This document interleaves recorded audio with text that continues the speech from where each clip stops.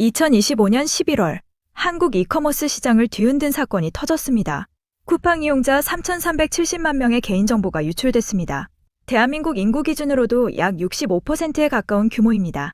이름, 이메일, 전화번호, 배송지 주소록, 일부 주문 정보까지, 특히 공동현관 출입코드까지 포함됐다는 내용이 알려지면서 공포는 현실이 됐습니다. 우리의 일상 깊숙이 들어와 있던 편리한 플랫폼이 이렇게 흔들릴 수 있다는 사실에 충격이 컸습니다. 그런데 이번 사태는 단순한 외부 해킹 이야기로 끝나지 않습니다. 핵심은 기술이 아니라 통제였습니다. 그리고 관리였습니다. 도대체 무슨 일이 있었던 걸까요? 한국 이커머스의 왕자는 왜 이렇게 무참히 흔들렸을까요? 오늘은 쿠팡 사태의 전말을 정리해보겠습니다. 쿠팡은 한국 온라인 쇼핑의 규칙을 바꾼 기업입니다. 로켓 배송은 속도 자체를 표준으로 만들어버렸죠. 오늘 주문하면 내일 문 앞에 도착하는 경험. 코로나 이후 이 속도는 일상에 박혔습니다. 쿠팡은 쇼핑을 넘어 생활 플랫폼을 만들었습니다. 쿠팡 이츠, 쿠팡 플레이, 쿠팡 페이. 한번 들어가면 나가기 어려운 생태계입니다. 그리고 재구매. 한 달 안에 다시 사는 고객이 80%대를 넘겼다는 이야기도 나왔습니다. 단순 쇼핑 앱이 아니라 생활 습관이 된 겁니다. 그런데 그 생활이 한순간에 불안으로 바뀝니다. 처음 이상 징후가 언급된 시점은 2025년 11월 6일입니다. 그리고 회사가 침해 사실을 인지한 시점은 11월 18일 밤으로 알려졌습니다. 즉, 처음 신호가 나온 뒤에도 회사는 즉시 멈춰 세우지 못했다는 비판을 받았습니다. 더 아픈 대목이 있습니다. 우리가 먼저 잡아낸 게 아니라 고객 민원 이후에야 본격 대응이 시작됐다는 인식이 퍼진 겁니다.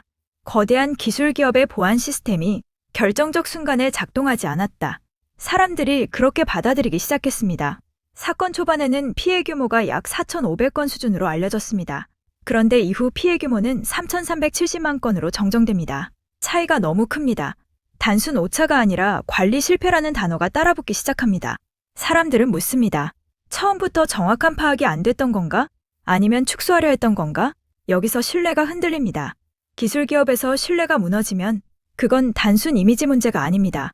존재 이유가 흔들리는 겁니다. 유출 정보는 무엇이었나? 알려진 내용은 대략 이렇습니다. 고객 이름, 이메일 주소, 배송지 주소록, 공동현관 출입코드, 일부 주문 정보. 쿠팡은 결제 정보와 카드 정보, 그리고 로그인 비밀번호는 포함되지 않았다고 설명했습니다. 하지만 문제는 단순히 카드 정보가 아닙니다.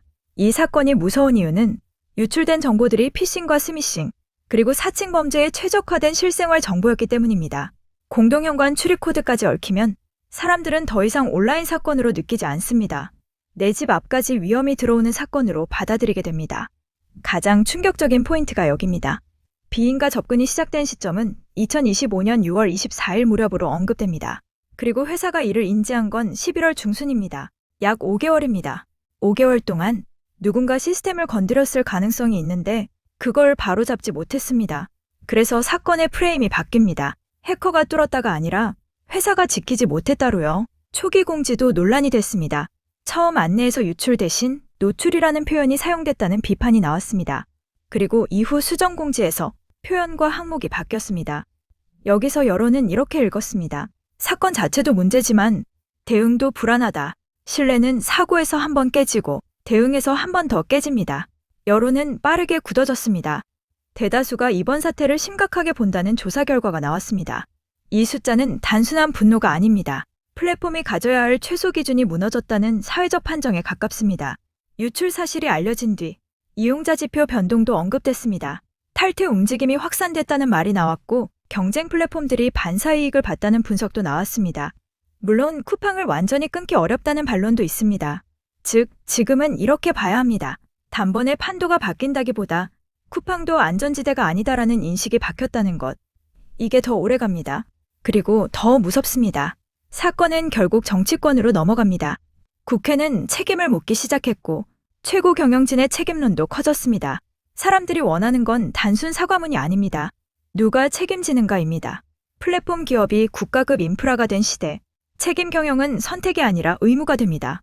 정부 제재도 강해질 수밖에 없습니다. 과징금이 매출의 최대 3% 범위에서 검토될 수 있다는 전망이 나왔고 규모에 따라 1조 원대까지 거론될 수 있다는 말도 나왔습니다.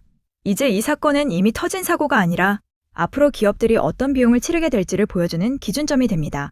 이 사건이 남긴 교훈은 분명합니다. 속도가 기본을 이길 수는 없습니다. 빠른 배송, 낮은 가격, 높은 성장. 그걸 가능하게 만든 건 기술이지만 그걸 지켜주는 건 기본입니다. 권한 회수, 키 관리, 접근 통제, 이상 징후 탐지, 로그 감시. 이게 무너지면 아무리 거대한 플랫폼도 한 번에 흔들립니다. 그리고 가장 중요한 결론. 이 사건은 쿠팡만의 문제가 아닙니다. 한국 플랫폼 산업 전체가 마주한 경고입니다. 규모가 커질수록 보안과 거버넌스는 더 강해져야 합니다. 이제 그 시대가 왔습니다. 마지막으로 개인이 지금 당장 할 수 있는 조치를 정리합니다. 쿠팡 비밀번호를 즉시 변경하세요. 쿠팡과 같은 비밀번호를 쓰는 다른 사이트도 전부 바꾸세요. 공동 현관 출입 코드도 변경을 권장합니다. 로그인 이력을 확인하고 낯선 기기 접속이 있는지 점검하세요. 출처불명 링크는 클릭하지 마세요. 본인 명의로 앱 설치나 인증을 요구하는 연락은 의심하세요. 유출된 정보를 악용한 2차 피해가 우려되는 상황입니다. 스스로를 지키는 게 먼저입니다. 3,370만 명. 이 숫자는 단순 통계가 아닙니다. 우리가 매일 쓰는 플랫폼이 우리의 집과 일상까지 연결되어 있다는 증거입니다. 편리함 뒤에는 책임이 따라야 합니다. 화려한 기술만큼 튼튼한 기본이 필요합니다. 쿠팡 사태는 우리 모두에게 경종을 울렸습니다.